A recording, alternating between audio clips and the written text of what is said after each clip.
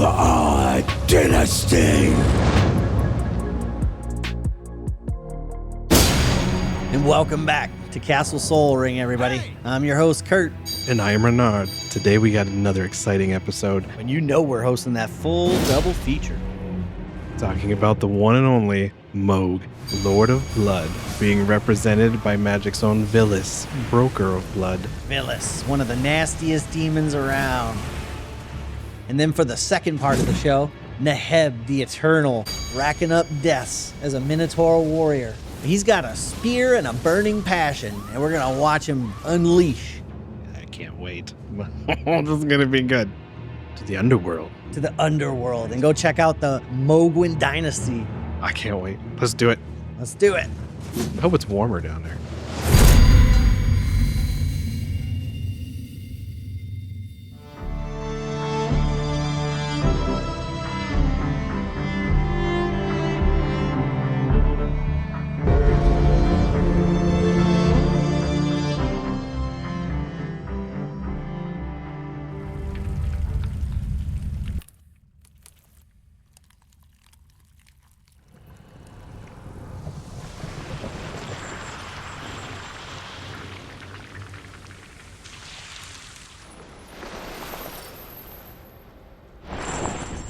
Welcome, honored the guest, to the birthplace of our dynasty.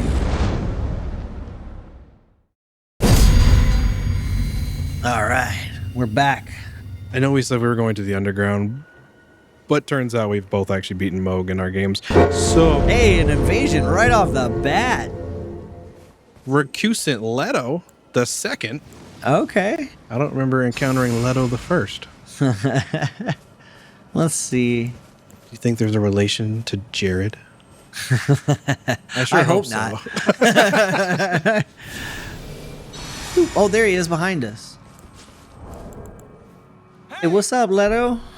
Oh, is he wearing the Madness armor? That looks cool. Oh, that is cool. I love the Madness armor. Well, better get my helmet on. All right, you ready to do this? Leto, I like it. All right, brother, let's do this. I'm in the mood to get some action. Looks like he wants the one-on-one, but I feel like that's not what I wanted to go for. I'll be on standby. You do your thing. Oh, is he double katana? He sure is. How interesting. Uh-oh. Hey, hey, hey. Ooh, this is gonna hurt.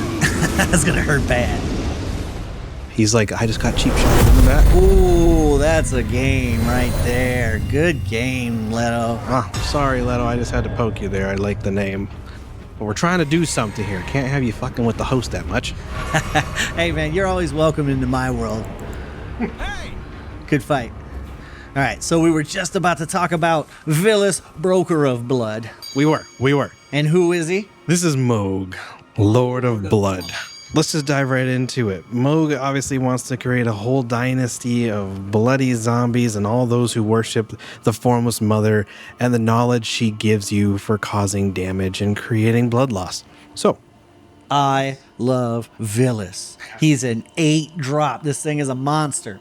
Well, technically he's a demon, but he's an 8/8 body. So that means we're pumping out 8 for attack. We're pumping out 8 for defense. yes. So this, piggybacking off of our last episode with Morgott, is another mono black deck where you have Vilis as the legendary demon. As you mentioned, 8/8. This one flies, unlike his twin brother who cannot fly.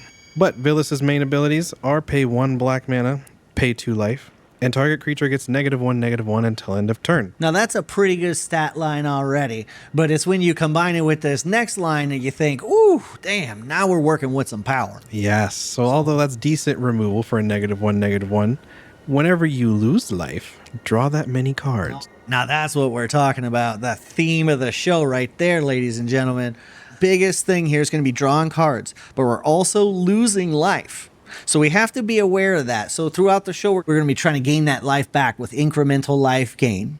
I love Vilis representing Mohg because Mohg himself is the most powerful as a god. And Vilis himself can literally do everything that you want this deck to do and everything that Mohg himself can do, all in one card. Oh, yeah. And this Vilis is going to be a threat to everybody at the table.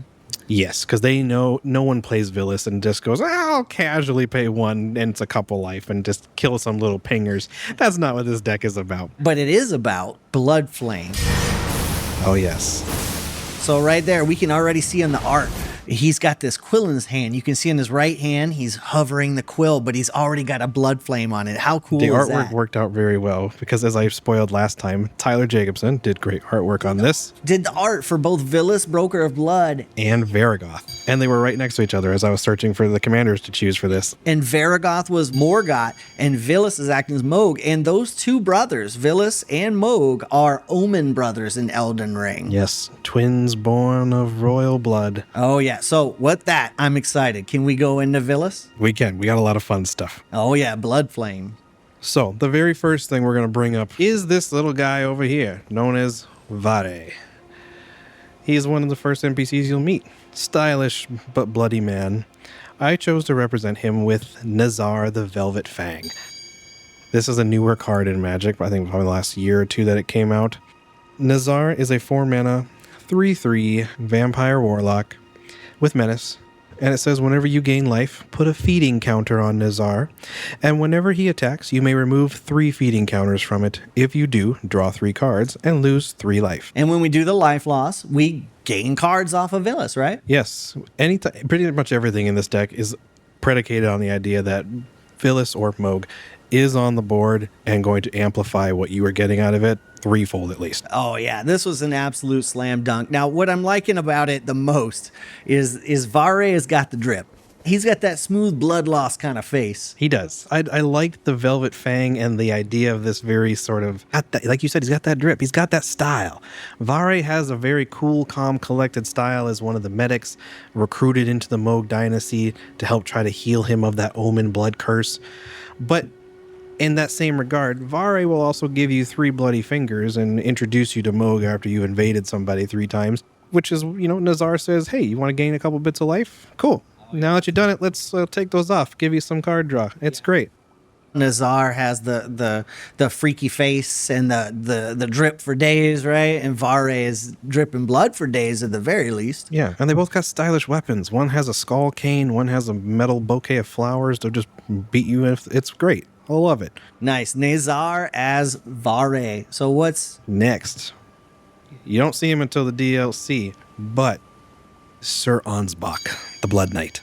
Oh, Sir Ansbach, my favorite DLC character, right up there with Lita. You know what's crazy is my first playthrough, I didn't even know he was a character. I literally missed his entire storyline, everything. I don't know, it's like, who was Ansbach? Well, I'll tell you who he is right now.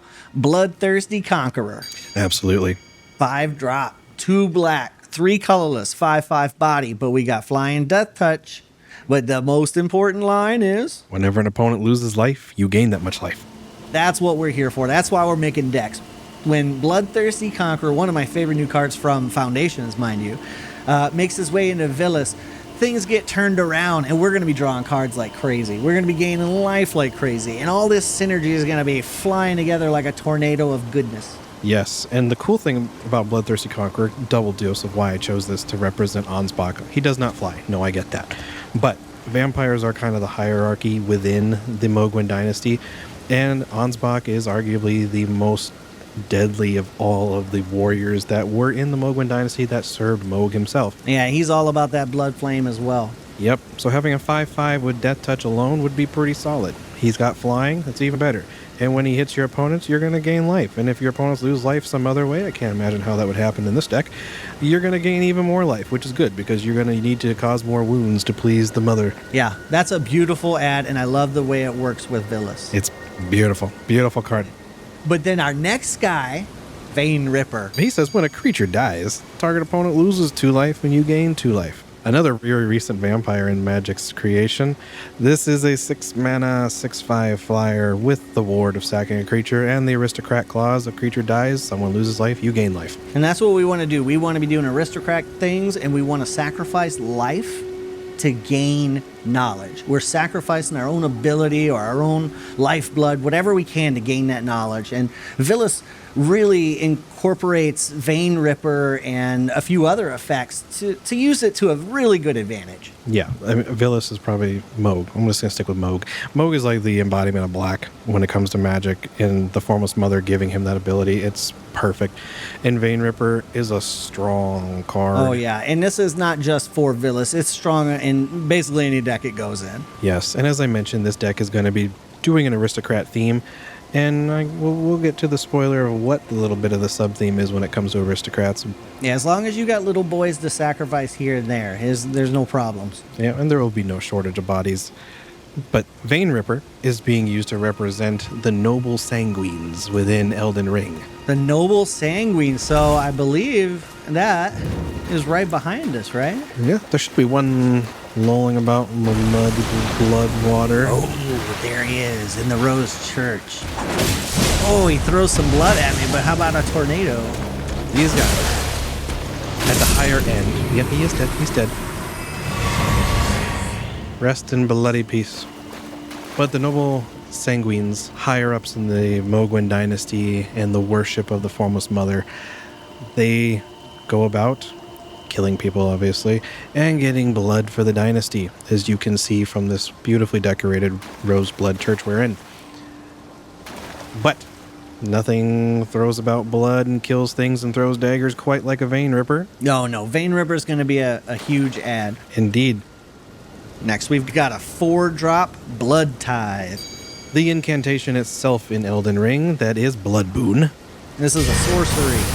Now this one says each opponent loses 3 life and you gain life equal to the life lost this way. So we're going to be having a lot of life loss with Vilis, hence a lot of cards as well. And this just gives you another way to kind of offset that life loss, and it drains your opponents. But Blood Tithe representing Blood Boon, because Blood Boon is just a quick, easy, do what Mohg does. Reach into the Formless Mother, throw some hot piping blood on somebody, watch them burn and scream. It's pretty awesome. Oh yeah, I'm loving it. That Ash of War is killer. Mechanically, this worked out thematically. Yeah, but you did mention it. How can you have a mono black deck without Exsanguinate? You don't. It's law. You must have it in there. But also, when you're talking about Mohg, the Blood Boon ritual Ash of War that is on his spear. Hey, look at this weirdo coming up here. I was trying not to aggro them, but it looks like they're coming. We're busy, guy. The Blood Boon ritual that is used by the one and only Mohg is very powerful, very fun, very flashy. You'll see him do the unos, dos, tres, something like that. It's in Latin.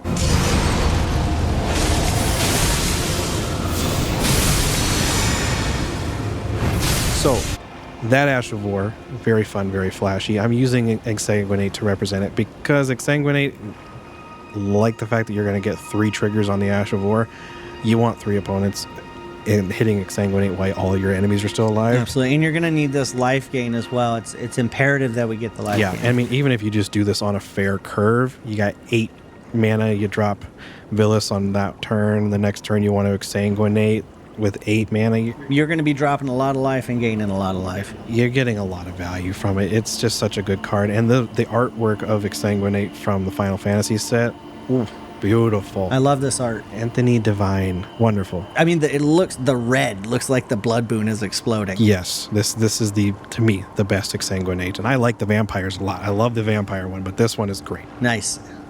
But speaking of the Ash of War on Mohg's spear, we have to represent Mohg's ritual spear. Oh, and what yes. better than Magic's best spear, Shadow Spear. Shadow Spear. How many times am I going to say spear? Probably a few more times. When you're saying Shadow Spear, it doesn't matter because it's such a good card. It's going to bring good feelings to your heart every time you say it. And then you're going to love it even more when you play it. I say that I've only gotten one in my Magic playing career. We pulled it from Beyond Theros. And we did get the extended art. It's a real beautiful card. But let me tell you why we're geeking out about it. Because it's a 1-drop equipment that equips for 2, and that's pretty dang fast in equipment world. But not only that, Vilis being an 8/8 body is going to love that +1/+1, as well as that trample and lifelink. Yep, you want to offset some of that life loss you're doing and hit your opponents for a lot of commander damage? Smack the spear, watch it go. And when you fight Mohg, get ready. You're going to see him hit you with the spear and throw blood everywhere. It's going to be great. And one of the problems that we have in current day Commander is that everybody has indestructible or something. So what's nice is that we can actually pay the one colorless, and you would think that this wouldn't come up very often, but it does. You pay the one colorless, and permanents your opponent's control can't be hexproofed anymore. You're good to go. Whatever you wanted, it's great. And honestly, using Vilis as Mohg, you can kind of get around the indestructible anyway with the -1 effect. But if they have hexproof, thank God we got a spear for that. Shadow Spear, one of the greats. And this being Mohg's tri-tip spear, it really worked out. Yeah, there's a weapon for everything in the Mohgwyn Dynasty. And then, this card, I love this card so much. We need some kind of alarm, right? Because Pain's Reward, this is what I'm going to call the Golden Calf Award. This is a fave. I love this card so much. It is old. You won't find it in many decks, but I don't think there's a deck better than Vilis. Pain's Reward for 2 colorless and 1 black. Tell me why this sorcery is so good. So, Pain's Reward says, you bid any amount of life. In turn order, each player may top the high bid. The bidding ends if the bid stands. The high bidder loses life equal to the high bid and draws 4 cards. All right, now that's important that we read that out because this is a little bit older of a card from Kamigawa, one of my favorite sets. This is when I first started playing Magic. And before Commander was like really what it is today, so it's kind of interesting to have a political card like this. Yeah, it really is, and it's great because we need to break it down too. So let's just say there's 4 people and someone says I bid 2 life. Well, the next person says I bid 7 life, right? And then the third person bids 9 life. The highest bid stays until someone says, nah, I'm good, right? Until the highest bid lands. So then when it does, they're going to draw the cards. But what if it happens to land on us? What if we bid the most life? Yes. Well, going in turn order, you're going to want to set the bid pretty high when you're playing with Mohg, because no matter what the bid is, you're going to be drawing 4 cards plus whatever life you bid. So there's never been a time where your opponents are going to want to outbid you casting this spell more than when you have Mohg on the battlefield. Yeah, that is what a synergistic piece for Vilis, right? And this is why I love Commanders, because these old cards get to fit in, and this is like the original spirit of Commander. This is why I love the game. Because I mean, who doesn't want to go pay 3 mana and I'll bid 10 life? Anybody? Nobody wants to? All right. I guess I'll draw 14 cards. This is lovely. Yeah, for 14. Yeah, beautiful. It's great. I love this card so much for this deck. But we also have to mention, since we're talking about blood, there's nothing more exquisite than blood. Oh, exquisite blood. One of my favorite enchantments in black. This time, 4-drop, 1 black, but it says whenever an opponent loses life, you gain that much life. We were just talking about how important life gain is to offset our commander's ability. Yeah, so I mean, why not have Ansbach as an enchantment? The guy's memory will live on forever with exquisite blood. Oh yeah, he loves the blood. Yeah, but this is a solid enchantment, obviously. You put it down, and you don't even have to be responsible for your opponent's losing life. If someone else gets hit with a lightning bolt, cool, you get in 3 mana. That's the gorgeous thing about it. It doesn't say creatures you control or a source that you control does the damage or does the life loss. It just straight up says whenever. Yeah, it's just exquisite blood doing amazing things. I wish there was more arts. Yeah, and this is the original art, and it goes all the way back to Avacyn Restored, and I loved it then too because I thought it was so freaky and it's haunting. The original is great. I can tell you right now, Miranda Meeks would do a freaking killer version of this card. Well, we got to at least shout out Cynthia Shepard for her original art. I know, because Cynthia Shepard's also another one of my favorite artists in Magic. You got to check out all of her artwork, guys. Miranda Meeks too. But continuing with Mohg's greatness, this is cool. We had to really dive deep in for this one. So when you fight Mohg, you're going to notice a couple times he's going to put a curse on you. And black loves to use curses. So there's 6 specific curses I chose to use in this deck. I'll just name them all off very quickly for you. So I'm a big fan of curses, and you don't get to work these in very often, so I'm excited. Yeah. Oh, we've been invaded. I didn't catch the name, though. I saw the blink at the very last second. That's all right. Let's do it. I'm excited. I'm feeling good today. Oh, this person must be feeling good, too, because they're like, hey, they're talking about Mohg. I also like Mohg.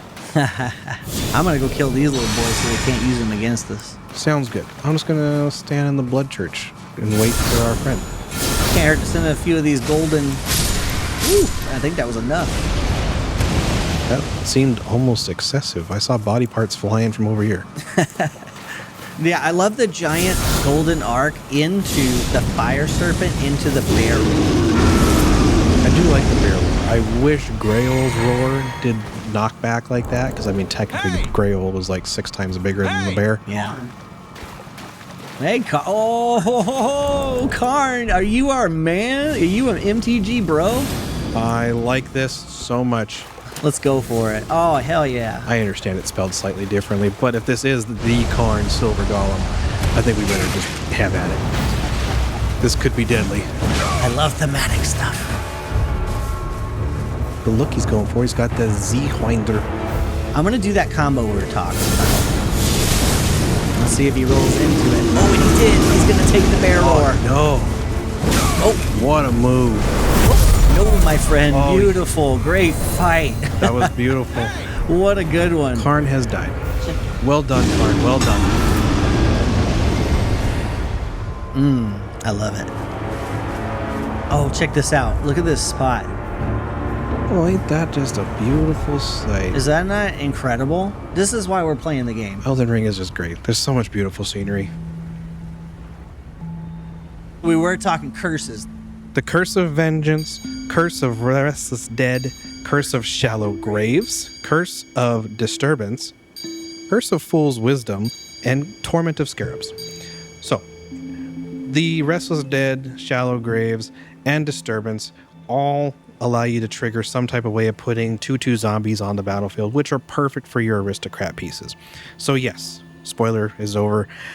This is hierarchy of vampires leading an army of bloody zombies for Mohg's dynasty that you're going to sacrifice for so much value. Okay, so what are we doing with these curses? Show me how they build up this Bloodflame theme. Yes. So Curse of Vengeance, I just love the artwork. I love the card. I think it's very fun as a commander play. But it's 1 black mana. You enchant a player, and when the enchanted player casts a spell, put a spite counter on Curse of Vengeance, so look for the spell slinger playing red and blue. And then when the enchanted player loses the game, you gain X life and draw X cards, where X is the number of spite counters on Curse of Vengeance. Very simple. I'm a big fan of having a nice smooth mana curve, and this is a great way to do it.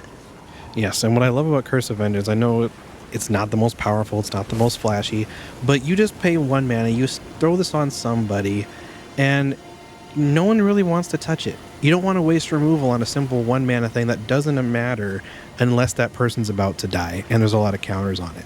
But even if you do, all you did was spend 1 mana to distract somebody's removal, send a naturalize this way. So and guess how many cards I'm going to draw off of that. Yeah, and if they want to take at it, okay, cool, they did. But in this deck, you're going to have enough other value engines going. It's just an easy 1 mana distraction that hopefully people forget about and nets you some advantage at the end. Oh yeah, absolutely. Great card.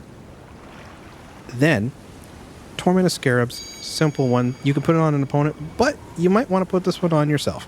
Because it says at the beginning of the enchanted player's upkeep, which if you curse yourself, that's you, that player loses 3 life unless he or she sacrifices a non-land permanent or discards a card. Great. So this is the same thing we were talking about before. We're going to be enchanting ourselves, so that way when we lose life, we're going to gain that extra card engine, or that extra card draw. Yes. So if you got Mohg on the battlefield, you can just be like, I'll lose 3 life, draw 3 cards. Sample. Oh, yeah. Then, there's a sneaky one. Curse of Fool's Wisdom. 6 drop, 4 colorless, 2 black, another curse. Yes. As a born Nekasar player, I can tell you this card is fun. But the reason it's in this deck is because the enchanted player could be your opponent's, but you can get sneaky and put it on yourself if you want. But whoever you enchant this curse on says whenever that player draws a card, they lose 2 life, and then you, Mohg, gain 2 life. So if Vilis is on board... So say you have Mohg on board, and let's say you've enchanted yourself because you want to do one of the sneaky things in this deck. You'll draw a card for turn. Because you drew a card, you will then lose 2 life because of Curse of Fool's Wisdom. Well, we're just saying your draw step. You draw your card for turn. Since you did that, Curse of Fool's Wisdom says you lose 2 life. And then you gain 2 life. But because you lost 2 life, Vilis now says draw cards equal to the life you've lost, which is 2. So then you draw 2 more cards. Since you just drew 2 more cards, Curse of Fool's Wisdom says lose 2 life per card, so lose 4 life, and then gain 4 life. But since you lost 4 life, Mohg says draw 4 cards. Okay, so I think we might have hit a bit of an engine here. You did. It's beautiful. So if we run this, is this going to run all the way uncontrollable, or can we stop it? So yes and no. Yes, you will mill yourself out. Yes, you'll have infinite life loss. Well, not near infinite life loss, life gain triggers if you want to play around that. But specifically for this deck, because I mentioned we're doing some cheeky aristocrat stuff, there's one way to stop it and semi-control it, so that way you don't mill yourself out and you get to do some fun stuff. And it's one of my favorite black enchantments, Out of the Tombs. It's an enchantment from Warhammer for 2 colors and 1 black. Yes, this is when the Mohg dynasty actually rises to power and takes over the lands between. So this says, at the beginning of your upkeep, put 2 Eon counters on Out of the Tombs. Then mill cards equal to the number of Eon counters. If any of you are worried about the Eon counters thing, don't. It's just just think blank counters. Put whatever name counters, and you'll see it many times over in Magic. So just roll with it. Yeah. But the main reason this enchantment's in here to stop you from losing to your own fool's wisdom, it says if you would draw a card while your library has no cards in it, instead, return a creature card from your graveyard to the battlefield. If you can't, you lose the game. But it's black. We don't care about that. We're playing risky. Yeah. So if you have a graveyard full of zombies you've been sacrificing or whatever, and then you do your Vilis and Fool's Wisdom thing, you're going to draw through the whole library essentially, but then you're going to return a creature to play.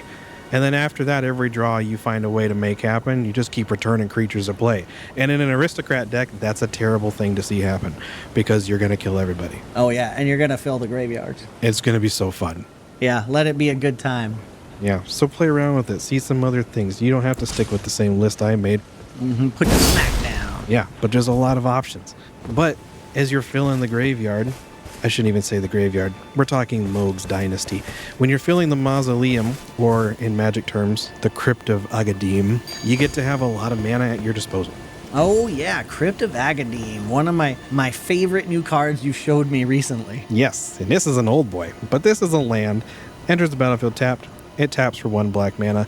Has a really cool ability that says pay 2, tap it, and then add black mana to your mana pool for each black creature card in your graveyard.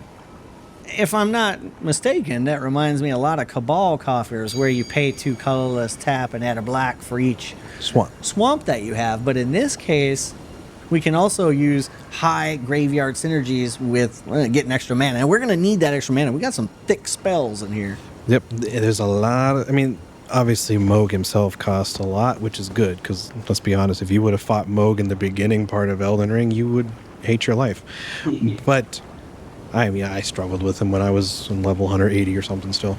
But nonetheless. Hey, I love it. It's a fun card. And then we get into some flashy stuff. So. Let me put this one out here. It's Deep Wound Ghoul. Wood. Yeah. Deep wood. Shout outs. Put something in the comments if you've played this or if you know this one. It's an old zombie from 8th edition, and it says, pay 2 life, regenerate Deepwood Ghoul. Now, right there, the fact that they liberally use that colon should catch your attention. Because the only activation here is going to be pay 2 life. There's no tapping or summoning sickness or anything like that involved. It happens right away. And what happens when Vilis sees us lose life? We draw cards. I wonder if I should regenerate him. Should I regenerate him again right now? Why not? Regenerate him, pay 2 life. See how that works? The Formless Mother demands a wound. And this zombie, I didn't know the zombie existed. I've never really played zombies a whole lot. Old 8th edition, and the white border too. Oh, it's gorgeous, like that. Right? I do like the white borders. I know. They've really I've grown to love them over the years. Yeah. So this is a good one to throw in there. It's another easy way to just pay some life, draw some cards. Pay some life, draw some cards. And who really wants to use removal on a 2/1? Yeah, let's not undersell it, because this is at instant speed. Oh yeah. And then it doesn't hurt to have a regenerated 2/1, like you said. Yeah. It's card draw engine that protects itself, basically. This is a great thematic ad. Yes. And then, in terms of card draw, again, we have to talk about Sanguimancy. It's Exsanguinate's little brother. Yes, I love it. That's what you're doing. You're playing with blood, you're doing Sanguimancy stuff. It's a 5-mana black sorcery that says you draw X cards and lose X life, where X is your devotion to black. Devotion meaning the number of black mana symbols you have amongst permanents on your board.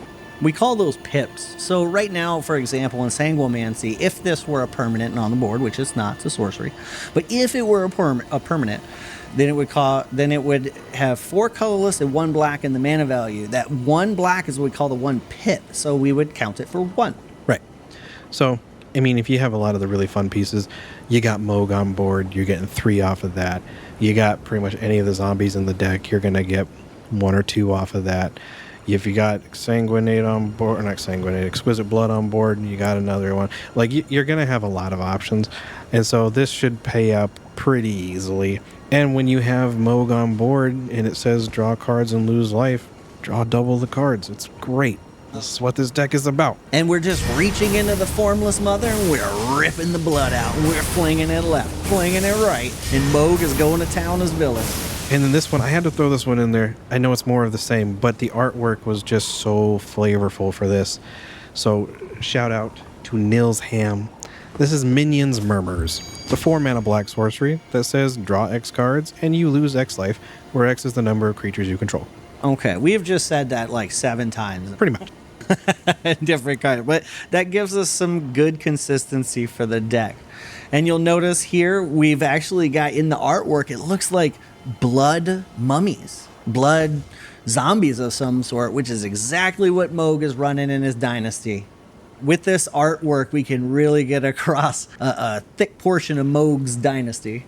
Yes, if there was a card in Magic to represent what Mohg's dynasty looks like throughout, it's Minions Murmurs. It's perfect. Oh yeah, that was a great one. And then I had to throw this in there because I'd never heard of this card before, and it's not even that old. Netherborn Altar for 2 mana. Yeah, 1 colorless, 1 black. That's an artifact. It says tap, put a soul counter on Netherborn Altar, then put your commander into your hand from the command zone.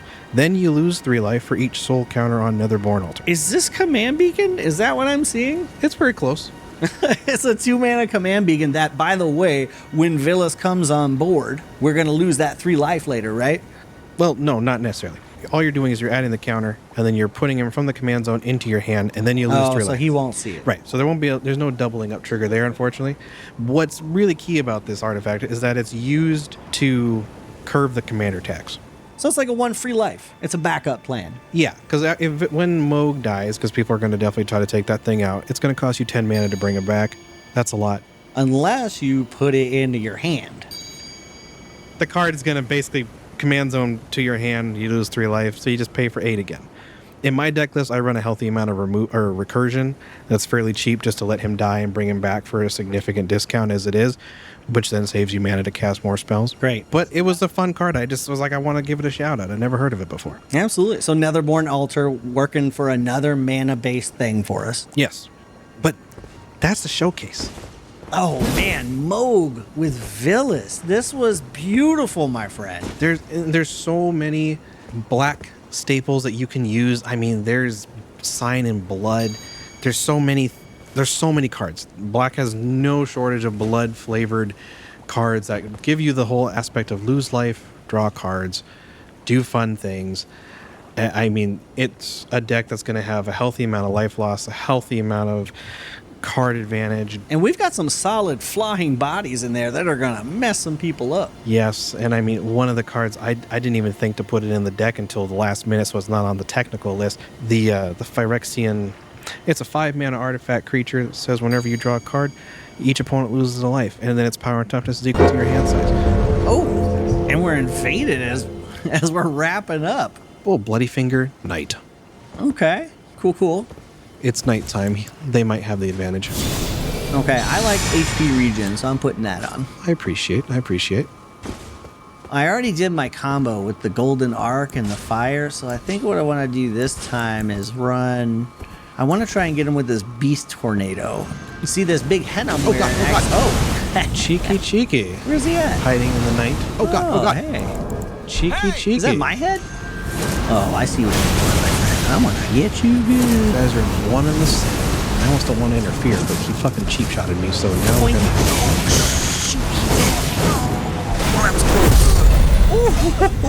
Way to go. You whipped his ass. Nighty night.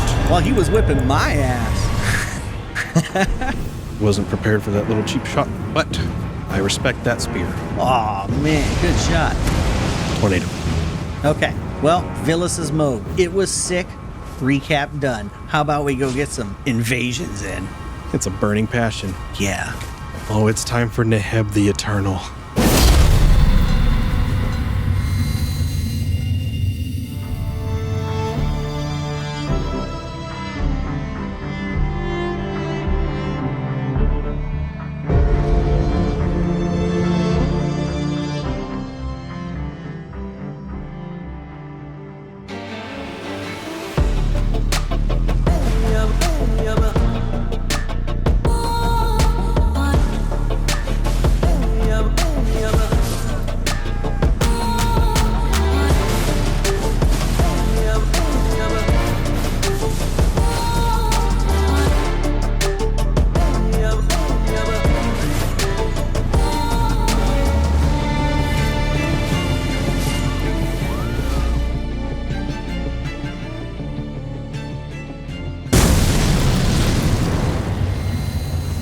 And welcome back, everybody. It's time for those invasions. We are here in the land of shadows. It's time for Neheb the Eternal. This is a fun character. I like this. Neheb is all about red, fire, and tanking through. Yes, the zombie minotaur warrior has come to Elden Ring, everyone. We got to bring him to life, right? But first, we want to shout out a couple people. Harley, because this is a personal request. He wanted Neheb. There he is. Yes, and my good friend James also had a Neheb the Eternal deck back in the day, and it remains one of his favorite characters. So this will hopefully do justice to both of them. Yeah, this one's for you, James and Harley. So actually, since we've got him right here, let's just take a look at that profile art real quick. Yes. Wow. It's one of my favorites, honestly. I think I like a lot of the profile arts. You know, I really didn't like the profile arts until I needed to build characters, and I was so appreciative of these extra details, you know? Yes. So actually, let's throw down a quick glowstone. It's funny you say that because the artist for the profile in Neheb is Alex Stone. So, good job, Alex. Like this one. We gotta get a spear lift if we want to look at him, right? We wanted to get the ram horns, but Elden Ring didn't have ram horns, so we settled for these horns. Yeah, you didn't have many options. So, it's a minotaur. Horns grow how they're going to grow. Yeah, it looks pretty cool, though. His Nehebiness is definitely showing. Yeah, you see that? You're going to know it's a minotaur. Yeah, he used to be a minotaur. He died in the 5 trials, and he was championed a hero, and they had to come back as a Lazatep-coated minotaur warrior. Yes, the Lazatep basically just being like a hardened bluish metal armor.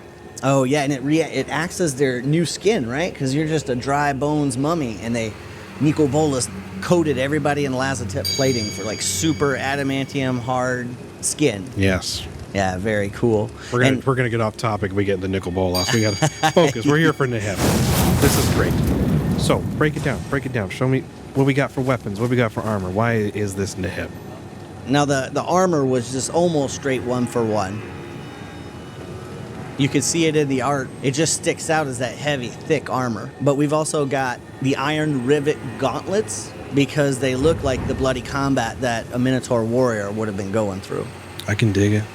And you can see the blood-stained combat as it sits in the iron rivets. Yes. And I see you're using a very basic spear. It's because we just needed a straight metal spear, and this is the closest one we can get, and it looks really cool with this Ash of War, which is called Flame Skewer. But we also have the Flaming Strike On the partisan spear. Yeah, and this one looks like it's a native spear, back to where Minotaurs would roam in their on-crop on Amonkhet. Yes, both of those are very good spears. The partisan's probably like one of the prettier ones to me in the game. Plus, you can put any Ash of War on it, and it's got a decent moveset. That's some good stuff. Now, finally, we got to talk about stats. So how do we make Neheb in Elden Ring? Well, mainly we just give him 60 strength and 60 faith. Straightforward. Oh yeah, that's because he's a big old Minotaur. He's got the strength to do it, and he's a faith-based guy. He can wield that fire. Absolutely. He had to have a lot of faith to survive the trials on Amonkhet, championed by Hazaret herself. It's very cool how they had the Egyptian style for the whole Hour of Devastation and Amonkhet storylines. Let's talk about our incantations. We have first catch flame because it's super duper fast, and people just do not realize how much damage that is as quickly as it comes out. Yes, it is good. And I mean, technically, even Neheb will just light his spear on fire, so why can't you just light someone's face on fire? It makes sense. And then we've also got the Mesmer's Orb. That strong spell. Yes, and the Mesmer's Orb is actually supposed to read like Neheb himself. And it says at the beginning of your post-combat main phase, add 1 red for each 1 life your opponents have lost this turn. So essentially, we're charging it up and doing a big explosive hit, just like the card does in Magic. Love it. It's an explosive way to use that red mana. And of course, he can charge. He's a horn man. He's got horn stuff. Even better. And that means it's time to do it. We need to get in an invasion. We need to wreck some faces. Let's show them what Neheb can do. Let's tank through it. Ooh, starting off in the Liurnia of the Lakes. Whoa. Catapults coming in already. Yeah, we got a pretty sick animation for Neheb the Eternal. He does kind of come in like a wrecking ball. I mean, we can't deny it. This looks like it could be a very, very good duel. Yeah, we like to start out with a duel because we want to kind of showcase what each character can do. So let's let him finish buffing up. We'll go with ourselves a nice, honest duel ourselves. Zombie Minotaur Warrior versus the Ronin. He wants to get that spear out. We hit him with a dragon harpoon. No one's expecting it. Oh, here we go. Rivers of tears. Yep. Blood. We run again, we make contact, we jump, and we bring down the fire. Oh, Strength. The faith. so fast. Well fought. Well fought. Hey! Now that's because of that extra fire damage on those spears. You'll see whenever we make contact, we were giving that flame on them. Limgrave. And he comes in hot. Neheb the Eternal. Looks like we have a red that just died. 2 friends sitting at a campfire gaining health. Just recovering from a long day's work. Well, Nico Bolas requires bodies to drop. Let's see how our Minotaur does. I want to see that Lazotep plating come in handy. Oh, that would require them to hit you first. Yeah. All right. So it looks like we were going to do an honor fight, 1-on-1. He's doing his buffs. We already got ours on. We know we're doing heavy fire damage with our spears. 442. We're boosting our Ooh. jumping attacks as well with a jump talisman. Looking to do it. He's looking to get that parry into the madness sword there. Oh, and you can see that catch flame so fast. See? Right out of a jump. Put your shield up. Put your shield up. Oh, no. A harpoon to the back of the skull. No one sees it coming. All right, Rena. She sidesteps the harpoon. We tried this Whirl of Flame, but it never seems to work. It's a strong spell if you can catch him in it. But Now, the Milady he's using has the magic grease on it, so it does extra magic damage. Yeah, but you can see it's no match for our running attacks. the range and the power. Ooh. And the speed. But yeah, look, the same thing. If you do that up in the Milady's face, you're going to get the same thing. And he almost took us out with the Swift Shard. Yeah, the Milady is a very strong sword. Oh, and that third attack I didn't see coming. We heal it. Oh, man, what a good fight, right? It's a good thing you have that armor on. That Lazotep skin. Oh, here we go. All right, we're going to throw a bomb of our own. We misjudged that, but we both hit. But he didn't see it coming through his own explosion. No, I'm tired of giving him that free chip damage with that Swift Shard. We're going to tank right through like a freaking Minotaur. And we're going to eat all that damage, too. Yep. All right. I want to do it again. Charge, charge. Strong Spellblade build this guy's got. Now, if we can just get in. You see, he's playing that mid-range right through that. We're going to charge in, and we're going to take what we want. The fervor, the fire that is required for Neheb to be Neheb. Neheb offers up to Nico Bolas. Have I done enough? Are you not entertained? I'm entertained. All right, well, If you're up a level, you're always one rock pot away from a good time. Boom from across. Just mortar and rounds in there. Oh yeah, Neheb, the one-man army. This guy was just in there reading some scrolls, trying to figure out where he's going in this crazy maze. Well, we can keep an eye from up top, make sure they're not crossing. So we really want to get a look at our host, but oh, there's a little poking through there, so you can't thread the needle. Ah, like yeah. a sniper. Nice. Okay, there's our host right under us. You see that? Oh, okay. Okay, let's see if we can. Oh, the Radon sword got me. We'll try and pop him with the range, the hitbox on this. I missed. Can't tell what kind of weapons he's dual wielding. Oh my goodness. Ridiculous. Oh, I'm getting greedy. One more? No. Okay, see, now we lost our height advantage. Let's be smart about this. The benefit is that there are a lot of enemies to help you in this place. Oh, they don't see me coming.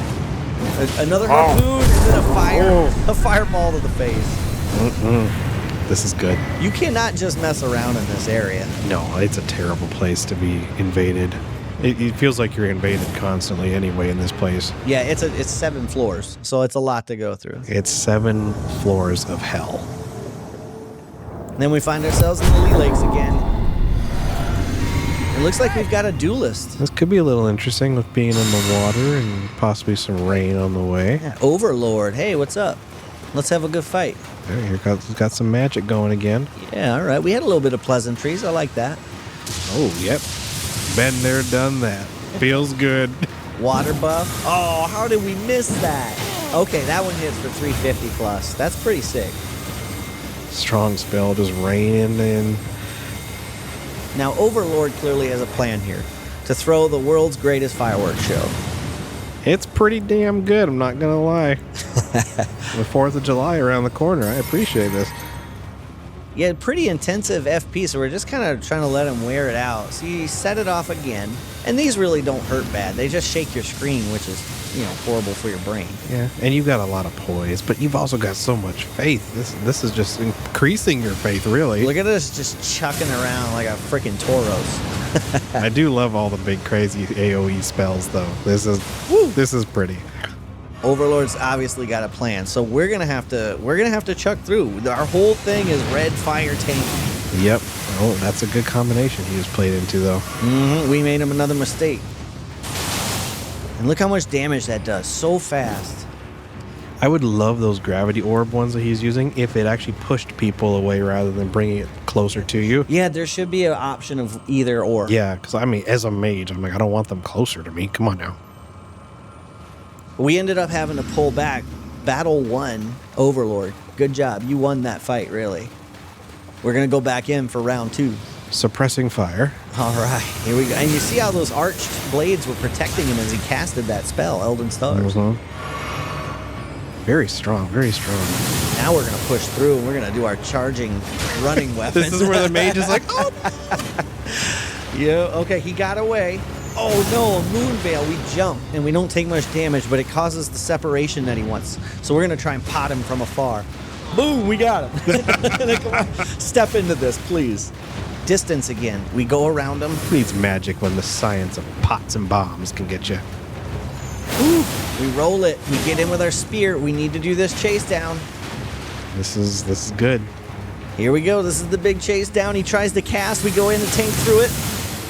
We get a hit in. Run, mage, no, run. The moon veil's too quick. It's too quick. I was very surprised how quickly he got that off on you. What a sick build, Overlord. That was good. That was good. All the combos. Yeah, that was fun. Good fight. Big, powerful, flashy spells and good staying away to stay alive. Castellensis. Neheb arrives like a meteor. He's about to come crashing down on somebody's day. I like to imagine Nico Bolas just grabbed him in his hands and then he just chucks him wherever he needs to go. And he lands as a fireball. It's like, the armor will protect him. It's fine. Yeah, Lazotep plating, right? Okay, we're just charging and charging. We're trying to find our host. We're hunting them down. It's kind of nice, actually. We haven't had an invasion at Castle Ensis for quite a while. And we're just jumping beams and finding hosts. Oh, I see what they're doing. Oh, and their friend is dead already. Now we're going to go in after our host, Raven. Ooh, smart. Nice. Try to catch us with a grab.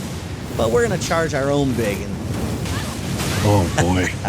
So many things has happened. yes, fire. No, you got stuck in the fire hole. You see how quick that fire came out? Catch fire is good. It'll catch you. Now in the dragon's pit.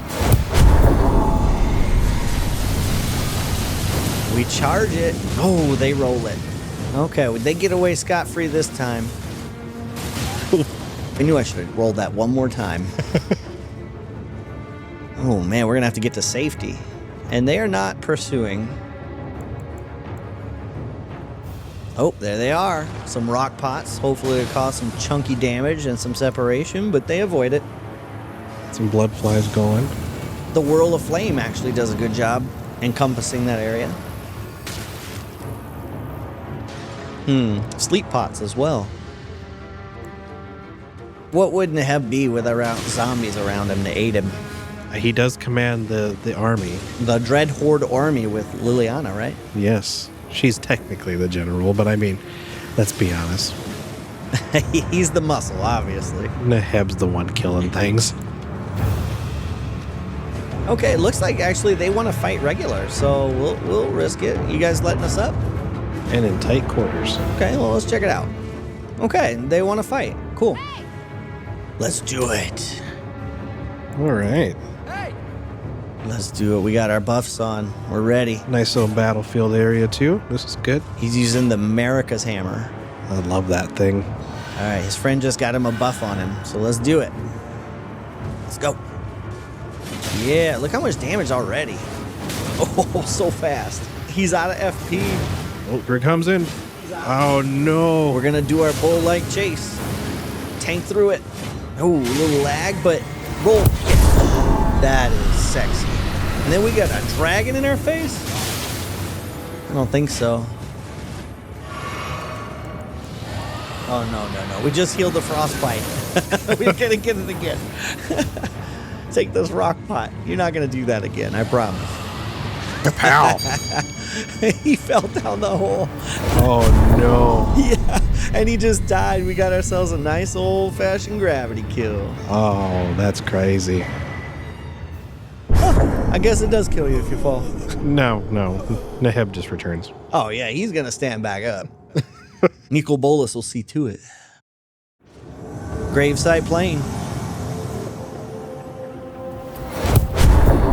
It is a good place to fight. This is one of the harder spots to invade because it always likes to go into this bridge, and this is a wide area, so you have to run all the way around, but we'll just cut. Oh, look at this. How did we miss that again?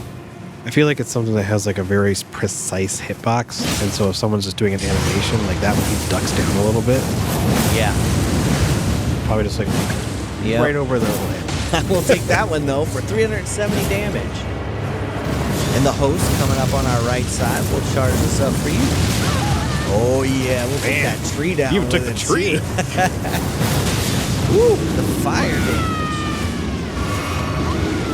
Well done. Oh, man. Oh, 3-on-1. this is really intense. They know not to mess around when a Minotaur comes to the fight. Apparently. Look at this. They are on my ass. Are your buddies back there, too? Ooh. God, detour. We could hear it behind us, so luckily we were able to dodge in time. All right, all the way to the Elec Great Bridge. Man, we need help.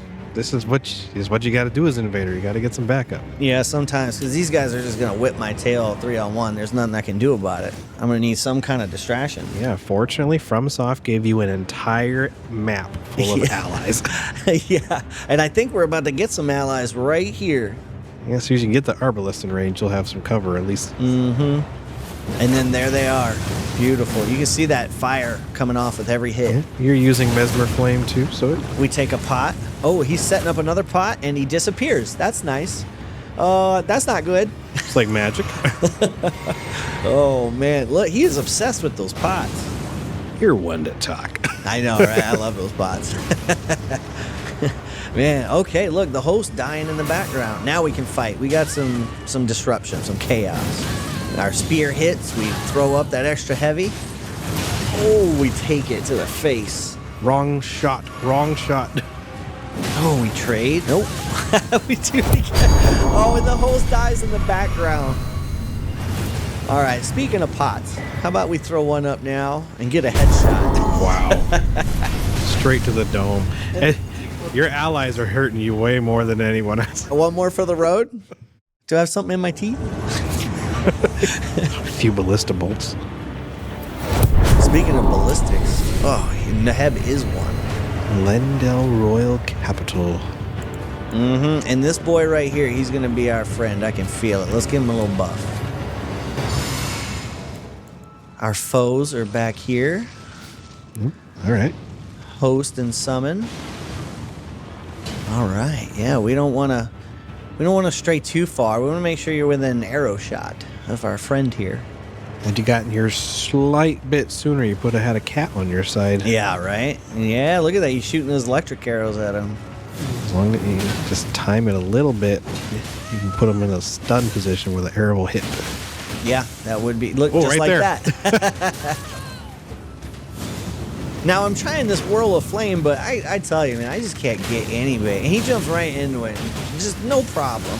No consequence. It's a very, very niche spell. It does a lot of damage. I've been caught on the wrong end of it just unsuspectingly. And it'll do some work. Yeah, we're putting heavy pressure on Azimuth now. Azimuth.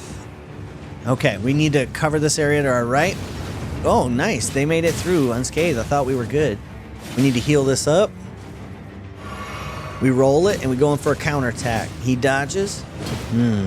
Okay, this could last all day. We need to make a better approach. This is where they've taken out most of your allies. Well, let's start using that Mesmer's Orb. That's kind of Neheb's big specialty, right? Yes. Big explosive fire mana. So let's... Ooh, nice. Jumping heavy. We get in there. We're just looking for a good spot. All right, they're scared. They're backing off. They don't want to get that knight involved. Yeah, there we go. Get in the battle. It's fun. Yeah, there we go. So... Oh, there we go. Got some help. Jump and attack. Oh, we go right into the flaming strike. Did they see the other one? Oh, there we go. Jump heavy. Oh, and then the knight's throwing down lightning behind. We go up for our Mesmer's Orb. We hit right out of the air. That's a terrible feeling. Oh, he gets away with just a few bits of life left. We can't finish because of the Azimuth saved him. Oh, nice. There he is. Still hasn't healed for some reason. We go in for another explosion. Boom, we hit. We throw up a pot. Man. Somehow he lives, but the knight takes him out. Azimuth gets the backstab on the knight, and we try to punish it, but they get away. All right, we want some running thrusting attacks. So the spears are good for... We do have the counter attack talisman on, so any kind of thrust trades we do are going to do a lot of damage. Ooh, look at that. And then the knight's putting extra pressure on that lightning while we heal. And it's done. We don't even need to do it. Beautiful. Hell yeah, thanks, my friend. Neheb's army grows. I like how you just make very simple builds, but these characters like Will is what comes to mind previously. Such a simple build, and you're like, oh, there's nothing flashy about it, but damn, is it effective. Thanks for the high praise, my friend. In the Shadow Keep this time. We're chasing down our foes. We have one host and one summon. And they're not supposed to be in Neheb's castle. No, they're not. Let's make quite a dramatic entrance. Almost. And then fizzle out because it was too far. Oh no, that is not good. That's a terrible place to be. Oh my god, jump out! Just jump. Good job.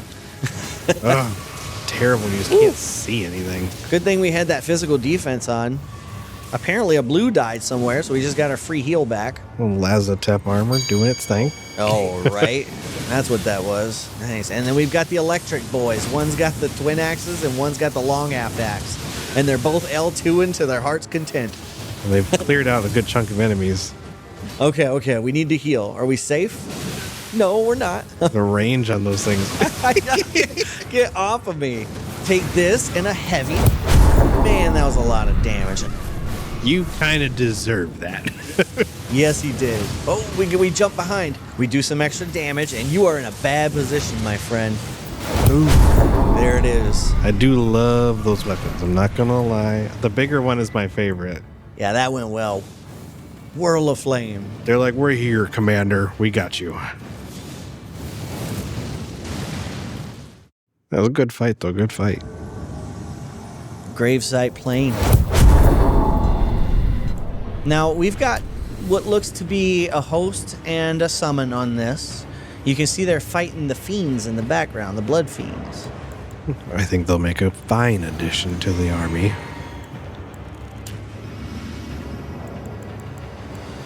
Hey! We buff up our defense a little with that crab. Hey! And we put our physic on, which is HP regen and fire damage increase. And he says, may the best win. He's feeling cocky. His friend ran off. I think he's using the same axe we just fought against here. All right. Long half axe. I think you're right. There it is. Here we go. We avoid it. We going for the horizontal swipe. Neheb has seen this one before. Oh, nice. We go in for the backstab, but we miss.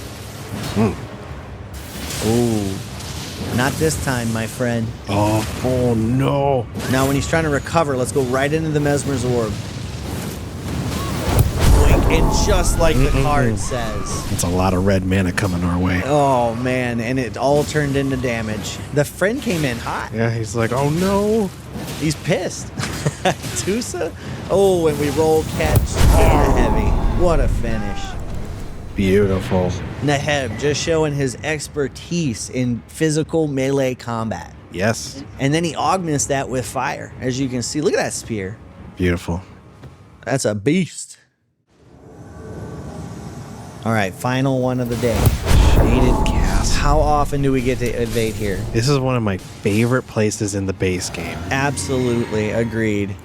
And there's our host already. Oh, using that... The twin blade. It's the one that glows after you hit an enemy a few times, and it shows you how buff it is. And then if you decide to, you can unleash all that energy, which I think we're about to see. Yeah, a Kamehameha on a stick. Yeah, he is loaded. That thing is glowy. This is where you just let it calm down for a bit. Ooh, but we are not like that. We like to charge in. Here we go. All right. Okay, we healed it. Oh my god, that was way more than I thought. I didn't know you could actually move while using that thing. I just discovered this weapon recently. Okay, we charge it up and he runs right into it. Ooh. He takes a full blast. Do our running charge attack. Some tanky armor on himself, though. It's almost over already. He stuns us, and damn, look how fast that was. We almost died. We're not going to fall for that Ash of War again. Go ahead, set it off. There you go. Not this time, brother. We had a blue show up, so we need to check it. Oh, my goodness. That is not good. They're very blue. That is a blue. The poison swamps of the Shaded Castle. Let's see if I'll run into this. Oh. Nope. Okay, that was smart. That was good. We're starting to run out of FP. But you do have an army at your disposal here. We do. See, look at them throwing spears. All right, let's use the big pot to try and get a hit. Oh, look at this. He's using the Gavel of Haima. Oh, and we almost died. Lightning. Ooh. Damn.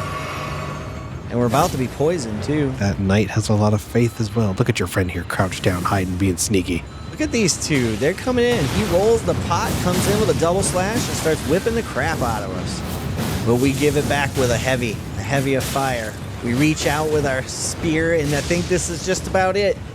Oh, and the PvE takes him out. Nice. Well, and that's a lot of madness in our face. We get the chancey. We need the heal immediately. That's all the heal we've got.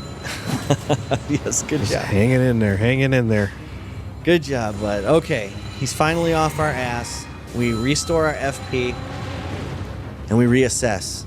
Okay, I want to hit that so bad, but we cannot. All right, cannot challenge that. We throw in a rock pot. We make contact. Ooh, there we go. 2 strong strength faith builds going to war. Oh, he's even going to use that spell. He's got his own, but we know how to punish that. And he evades. Yeah, we'll catch him. Look at how much damage we can do while we wait for him to charge that. Crazy. Almost finish it with a rock pot. Oh, and that hurt. Oh, that blade is deadly. All right, we're out of heals, so we're going to have to revert to the Blessing of America. We're going to need it. He gives us the space to heal. We don't take it, though. Here come the Dreadhorde zombies. Now we take our heal. Dreadhorde zombies. Liliana's around.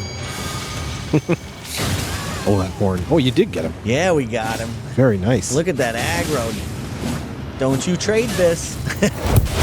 Oh, there it is, the trade for the finish. The mightiest of Minotaurs. He's at home commanding the Dreadhorde for the big bad Nicol Bolas. The Shaded Castle is now Neheb's castle. Let's head back over to Castle Sol Ring and wrap it up for the day. The end step. Mohg and Vilis. I love the deck. I think it's a great, simple mono black thing. I hope that people enjoy the curses that were thrown in there to spice it up a little bit. But when the formless mother demands a wound, you must bleed to get the truth. And then that's through Bloodflame. Oh, all the Bloodflame, everything. Like I said, Magic has so many black cards that can represent Mohg.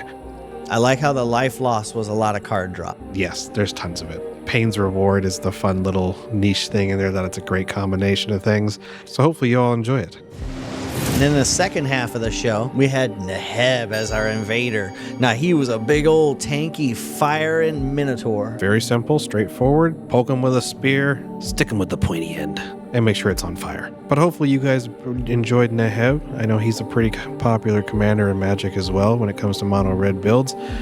And hopefully this is a good representation of what he could be in the lands between. Sometimes you just need to be a big old tanky aggro Minotaur and just run through your problems. Yep.